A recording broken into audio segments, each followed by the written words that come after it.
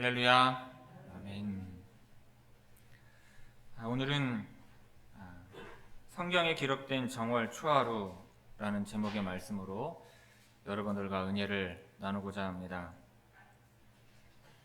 우리가 새해를 맞이하면 가장 흔하게 듣는 말이 근하신년이라는 말입니다. 이것은 삼가 새해를 축하한다라는 뜻이죠. 한 해를 보내고 새해를 맞이하면서 더 좋은 일이 생기기를 바라며 이러한 인사를 나누는 것입니다. 이처럼 우리도 새해에는 좋은 일이 많이 생기기를 바랍니다. 여러분, 그렇다면 우리들이 새해를 맞아서 누려야 할 좋은 일은 무엇이 있을까요? 아마도 사람마다 바라는 것이 다 다를 것입니다. 하지만 그리스도인이 누려야 할 좋은 일은 성경에 말씀이 되어져 있습니다. 그것도 정월 초하루에 일어난 일들이 소개되고 있는 것입니다. 한 해를 시작하는 첫 주일을 맞아서 성경에 기록된 정월 초하루에 있었던 일들이 무엇인지 살펴보고 그 말씀 속에 있는 인물들과 동일한 정월 초하루의 은혜가 여러분 모두에게 임하기를 바랍니다. 우선 첫 번째로 성경에 나오는 정월 초하루는 노아가 방주의 뚜껑을 연 날입니다. 창세기 7장과 8장에 보면 천지창조 이후의 최대의 사건이라고 할 수 있는 홍수 사건이 기록이 되어 있습니다. 이 사건은요, 노아의 방주에 탑승한 생명 외에는 지구상에 있는 모든 생명이 몰살당한 큰 사건이었기 때문에 성경에는 그 홍수의 진행 과정이 소상하게 기록이 되어 있습니다. 노아가 하나님의 명령을 듣고 방주에 탄 시점은 그의 나이가 600세 되던 해의 2월 10일이었습니다. 그리고 7일 후에 홍수가 땅을 덮었는데 그날은 2월 17일이었어요. 이렇게 시작된 홍수는 40일간 계속되었고요. 물은 120일 동안 땅에 불어넘쳤습니다. 그리고 7월 17일에는 방주가 아라랏산에 정박하게 됩니다. 그리고 10월 1일에는 주위에 있는 산봉우리들이 보이기 시작을 했어요. 그 후로도 150일이 지난 후에 노아가 601세가 되던 정월 초하루에야 땅의 물이 거쳤습니다. 그제서야 땅이 회복되기 시작한 것입니다. 이때 노아가 방주에 닫혔던 문을 열었습니다. 13절을 다시 보면은요, 601년 첫째 달 곧 그 달 초하룻 날에 땅 위에서 물이 거친지라 노아가 방주 뚜껑을 제치고 본즉 지면에서 물이 거쳤더니 하였습니다. 문을 열긴 열었는데 방주에 탈 때 들어오는 연문이 아니고 방주 뚜껑이죠. 즉 하늘 방향으로 만들어진 창문을 연 것입니다. 그런 후에도 사실은 2달 가까이를 더 기다려야 했어요. 14절을 보면 그제서야 둘째 달 21의 날에 땅이 말랐더라 하였습니다. 그런 연후에야 노아와 그 가족들과 그 모든 가축들이 방주를 나오게 되었어요. 여러분, 이를 보면 노아의 가족들이 방주에 머물렀던 기간은 성경에 나오는 개월 수대로 14개월 정도이고요. 우리가 사용하는 태양력으로는 1년 정도가 됩니다. 그럼에도 노아가 방주에 뚜껑을 열었다는 것은 큰 의미가 있습니다. 노아가 방주의 뚜껑을 연 성경에 기록된 최초의 정월 초하루는 홍수의 심판이 끝나고 물이 거친 날인 것입니다. 노아가 그동안 굳게 닫혀있던 방주의 문을 새로운 희망을 가지고 연 날인 것입니다. 여러분, 우리는 2년 전부터 코로나로 말미암아 전 세계가 옴짝달싹하지 못하는 경험을 하고 있습니다.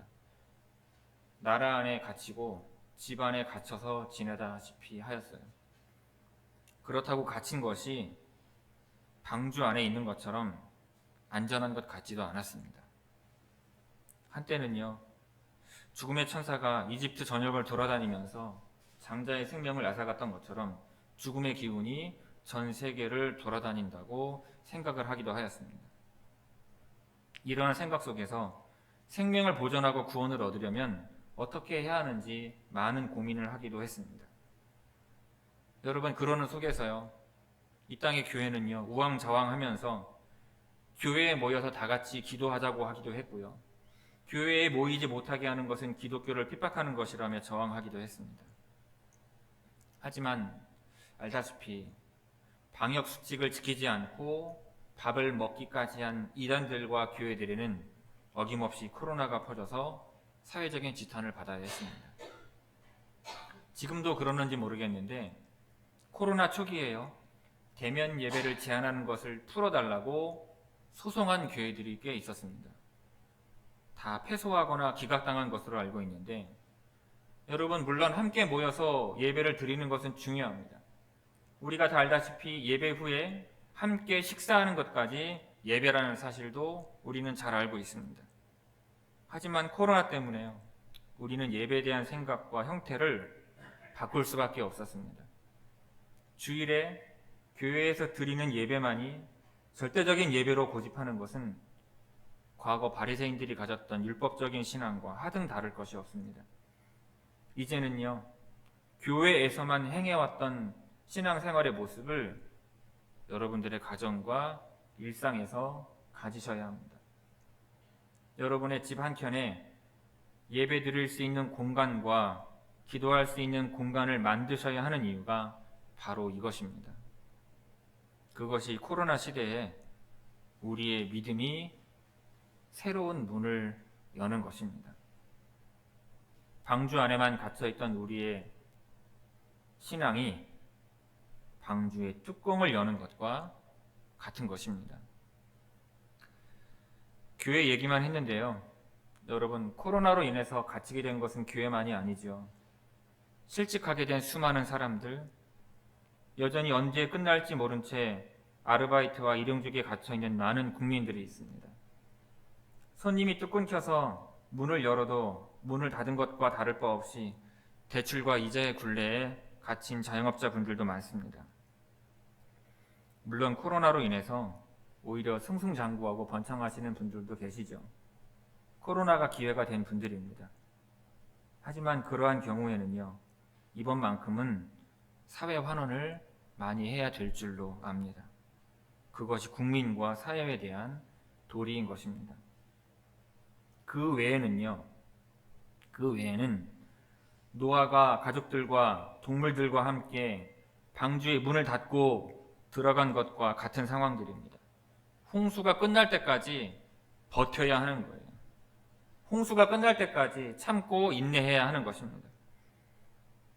여러분, 이러한 상황 속에서 하루빨리 방주의 뚜껑을 여는 날이 오게 되기를 바랍니다. 이 올해의 정월 초하루가요, 방주의 뚜껑을 여는 날이 되기를 바랍니다. 그렇게 새로운 희망을 가지고 방주의 뚜껑을 열고 언젠가는 방주에서 나갈 날을 기대하며 여러분 모두 잘 견디시기를 바랍니다. 그리고 각자 그 방주 안에서 안전하게 되기를 바라면서 함께 기도를 해 주십시오. 그리고 올해는 우리 모두가 방주의 뚜껑을 여는 새해가 되기를 주님의 이름으로 축원을 드립니다. 두 번째로 성경에 나오는 정월 초하루는요, 모세가 성막을 세운 날입니다. 우리 출애굽기 40장 1절 2절과 17절을 함께 찾아서 읽어보겠습니다. 출애굽기 40장 1절 2절과 17절입니다. 우리 다 함께 찾아서 읽어보겠습니다.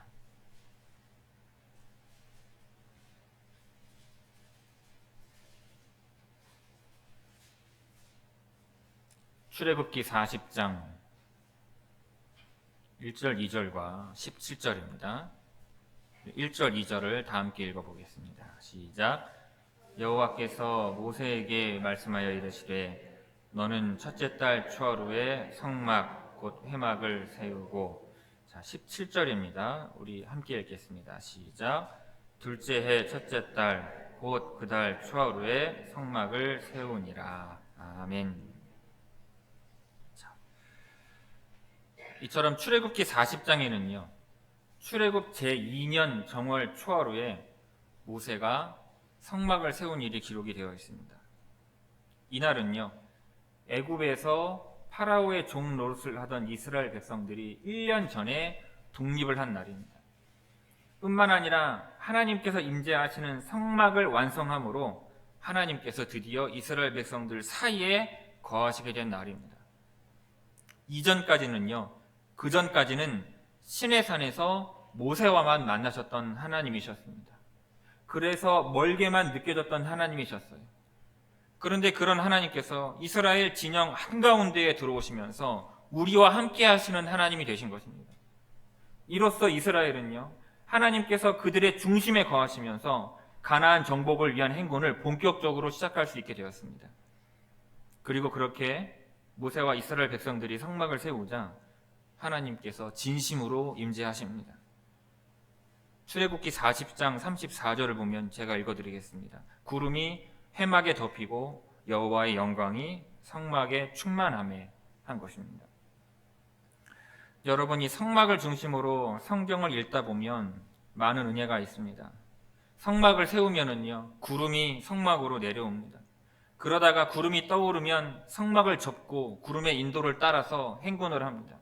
구름이 멈추면 이스라엘 백성들도 멈추고 그 자리에 성막을 세우면 구름이 다시 성막으로 내려왔습니다. 다시 말하면 성막이 있어야 하나님께서 이스라엘 백성들 가운데 거하시고 성막이 있어야 하나님의 인도하심을 분명하게 따를 수 있었던 것입니다. 그러므로 여러분, 올해 정월 초하루는요, 각자 여러분들만의 성막을 세우는 날이 되시기를 바랍니다. 여러분, 성막이 무엇입니까? 하나님의 집이죠. 여러분의 가정이나 여러분의 마음 안에 이 하나님의 집을 확실하게 세워놓으시기를 바랍니다. 그렇게 하나님의 집을 우리 안에 지을 때 하나님께서 임재하시고 하나님의 인도하심이 분명하게 임할 줄로 믿습니다. 여러분, 그렇다면 조금 더 구체적으로 우리의 마음 안에 하나님의 집을 짓는다는 것은 무슨 의미이겠습니까? 여러분, 우리는요, 종종 내가 내 인생의 주인이 되어서 내 인생을 내가 핸들링하면서 살아갑니다. 내 마음에 하나님의 집을 짓는다는 것은 내 인생의 주인의 자리를 하나님께 내어 드린다는 의미예요. 내 인생을 핸들링하는 주인을 하나님께 내어드리고 나는 하나님의 백성이 된다는 의미입니다.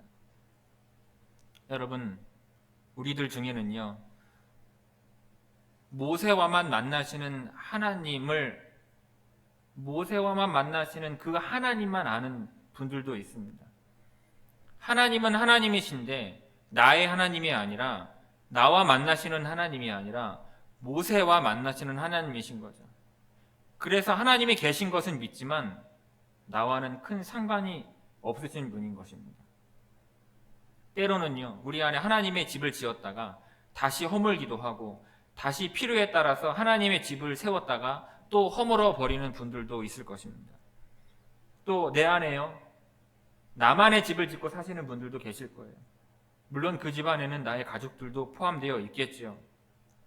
또는요, 이 내 마음의 집 안에 돈을 쌓아놓거나 아니면 돈을 쌓기 위해서 그 공허한 빈 공간을 만들어 놓고 계신 분들도 있을 것입니다.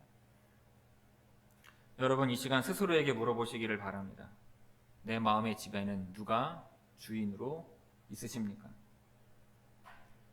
올해 정월 초하루에는요, 여러분 안에 각자 하나님의 집을 세울 수 있으시기를 바랍니다. 하나님이 거하시는 하나님의 집. 그래서 하나님의 임재와 하나님의 인도하심을 분명하게 보고 따를 수 있는 집을 다 세우시기를 바랍니다. 이스라엘 백성들이 성막을 세운 후에 본격적으로 하나님께서는 그들 가운데 거하시며 이스라엘은 가나안 땅을 정복하기 위한 행군을 시작을 했습니다. 그처럼 우리도 우리 안에 하나님의 집을 짓고 하나님과 함께 하나님이 주시는 축복의 땅으로 올해를 시작할 수 있으시기를 바랍니다. 그래서 22년 정월 초하루가요, 여러분의 인생에서 잊지 못하는 역사적인 날이 되시기를 주님의 이름으로 축원을 드립니다. 마지막 세 번째로요, 성경에 나오는 정월 초하루는요, 에스라가 바벨론을 떠난 날입니다. 우리 에스라 7장 6절에서 9절을 함께 찾아서 읽어보겠습니다. 구약 성경 에스라 7장 6절에서 9절입니다.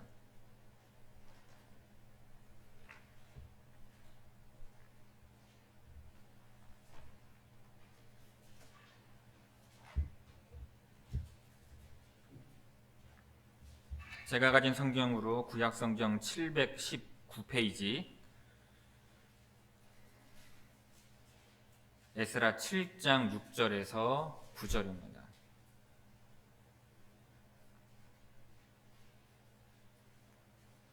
찾으셨으면 다 함께 읽어보겠습니다. 시작. 이 에스라가 바벨론에서 올라왔으니 그는 이스라엘의 하나님 여호와께서 주신 모세의 율법에 익숙한 학자로서 그의 하나님 여호와의 도우심을 입음으로 왕에게 구하는 것은 다 받는 자이더니 아닥사스다 왕 제7년에 이스라엘 자손과 제사장들과 레위 사람들과 노래하는 자들과 문지기들과 느디님 사람들 중에 몇 사람이 예루살렘으로 올라올 때 이 에스라가 올라왔으니 왕의 제7년 다섯째 달이라. 첫째 달 초하루에 바벨론에서 길을 떠났고 하나님의 선한 손에 도우심을 입어 다섯째 달 초하루에 예루살렘에 이르니라. 아멘. 자, 여기에 보면 페르시아 왕 아닥사스다 제위 7년 정월 초하루에 에스라와 이스라엘 백성들이 바벨론을 떠나서 예루살렘을 향하여 출발하였음을 기록을 하고 있습니다. 이 귀환은 바벨론에서 포로로 살아가던 이스라엘 백성들이 예루살렘을 향하여 돌아갔던 제3차 귀환의 여정이죠. 그런데 이 여정은 5월 초하루까지 계속되었습니다. 즉 4개월간의 험난한 길을 간 후에야 목적지인 예루살렘에 도착할 수가 있었어요. 그 여정에는 험난한 산지와 사막이 있었고 다른 민족들의 공격을 받을 수도 있었습니다. 그러나 에스라는요, 새해가 밝아오는 정월 초하루에 약속의 땅이었던 가나안을 향해 바벨론을 떠난 것입니다. 그런데 7장 6절을 다시 보겠습니다. 제가 읽어보겠습니다. 이 에스라가 바벨론에서 올라왔으니 그는 이스라엘의 하나님 여호와께서 주신 모세의 율법에 익숙한 학자로서 그의 하나님 여호와의 도우심을 입음으로 왕에게 구하는 것은 다 받는 자이더니 하였습니다. 자, 이 구절을 보면은요, 에스라는 왕에게 구하는 것은 다 받을 수 있을 만큼 왕의 신임을 받고 있었습니다. 페르시아에서 출세가 보장되어 있었어요. 에스라에게 있어서 바벨론은요, 기회의 땅이었고요, 풍요와 안락의 땅이었던 것입니다. 그런데 에스라는 고된 여행을 시작을 했습니다. 그것도 예루살렘에 간다고 번영과 안락이 기다리고 있는 것도 아닙니다. 오히려 험난했던 여정보다 예루살렘에서 사는 것이 더 험난할 수 있었습니다. 여러분, 그렇기 때문에 바벨론을 떠나는 것은요, 세상에서 물질적인 풍요와 안락을 누리고자 하는 사람은 할 수 없는 일입니다. 물론 우리는 사회적으로 성공하기 위해서 애쓰고 힘써야죠. 그 이유는 하나님을 믿는 사람으로서 이 세상 가운데 빛과 소금이 되기 위함이어야 합니다. 여러분, 때로 하나님의 축복을 받기 위해 신앙생활을 열심히 하시는 분들이 있습니다. 하지만 우리는요, 하나님께서 우리를 구원하시고 하나님 나라 천국을 약속받은 것만으로 감사하며 남은 인생을 하나님을 섬기며 교회를 위해 헌신하는 삶을 사는 것이 맞습니다. 또 하나님께서 큰 복을 주시면 하나님과 교회를 위하여 더 크게 섬기겠다고 생각하시는 분들도 있습니다. 하지만 그것이 아니라 지금 나의 삶의 자리에서 할 수 있는 한 하나님을 섬기며 하나님의 이름을 세상 가운데 복되고 선하게 드러내는 삶을 살아야 하는 것입니다. 여러분, 그러한 가운데 하나님께서 복 주시고 인도하시는 것입니다. 그렇기 때문에 바벨론을 떠나는 것은요, 하나님을 향한 뜨거운 열심이 있는 사람만 할 수 있는 결단입니다. 여러분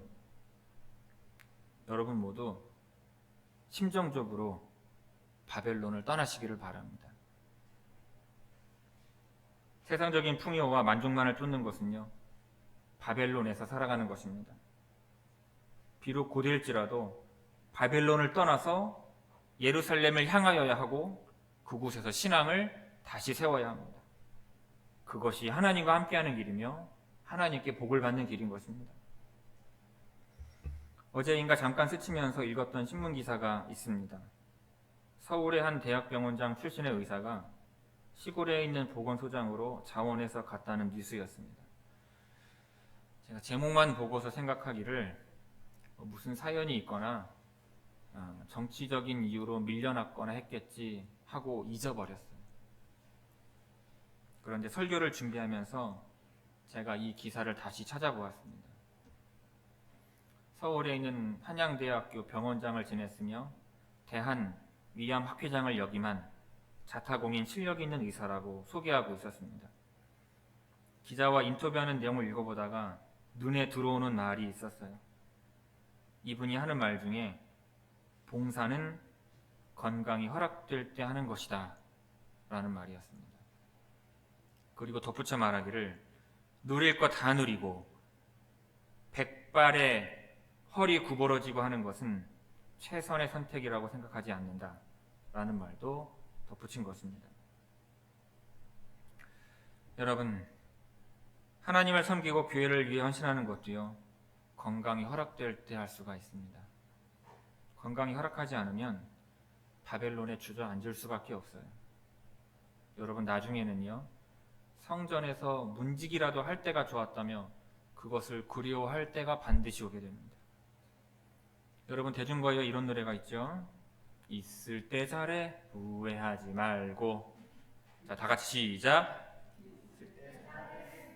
네, 감사합니다. 여러분들이 너무 좋아요, 진짜. 제 말을 너무 잘 따라주세요. 여러분, 건강이 있을 때 잘하셔야 됩니다. 여러분의 바벨론은 어디이며 무엇입니까? 여러분은 그 바벨론을 떠나실 수 있으신지요? 올해 정월 초하루에는요, 에스라처럼 내가 세상에서 누리고자 하는 그 모든 것들을 뒤로 하고 바벨론을 떠날 수 있으시기를 바랍니다. 예루살렘을 향하여, 하나님을 향하여 나아가시고요, 하나님의 집을 지으시기를 바랍니다. 여러분, 오늘 성경에 나오는 정월 초월호에 있었던 일 3가지를 말씀드렸습니다. 첫 번째는 무엇입니까? 노아가 방주의 뚜껑을 열었습니다. 두 번째는 무엇입니까? 모세가 성막을 세웠어요. 세 번째는요, 에스라가 바벨론을 떠났습니다. 이 3가지를 다 외우지는 못하더라도 여러분의 상황 가운데 무엇이 가장 비슷한지를 잘 살펴서 올해 정월 초월에는 노아처럼, 그리고 모세처럼, 에스라처럼 새로운 희망을 가지고 문을 열거나 내가 있는 곳에 하나님의 집을 짓거나 세상에 너무 치우쳐 살았다면 이를 떠나서 예루살렘으로 향하기를 결단하시기를 바랍니다. 여러분, 그 결단이요, 홍수를 넘어가게 하고 하나님과 함께 가나안을 향하여 나아가게 하고 성전을 짓게 할 줄로 믿습니다. 이렇게 올해 정월 초하루에는 결단하는 여러분들에게 하나님의 살아계심과 역사하심이 삶의 곳곳에서 증거로 드러나게 되기를 이 시간 주님의 이름으로 축원을 드립니다.